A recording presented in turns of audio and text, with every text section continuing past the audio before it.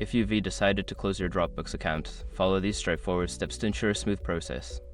Make sure to back up any important files before proceeding. Step 1. Sign into your account.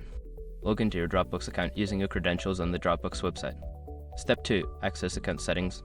Once logged in, click on your profile picture or initials in the upper right corner. From the drop-down menu, select Settings to access your account settings. Step 3. Navigate to the Plan tab. In the Settings menu, find and click on the Plan tab. This section contains information about your current subscription and options from managing your account. Step 4. Click on Delete Accounts. Scroll down to find the option to delete account. Click on this option to initiate the account closure process. You may be prompted to confirm your decision.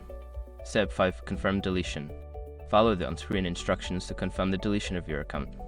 You may need to enter your password again for security purposes. Once confirmed, your account will be scheduled for deletion. After completing these steps, your Dropbox account will be closed. Remember that this action is reversible, and you will lose access to all files stored in your account.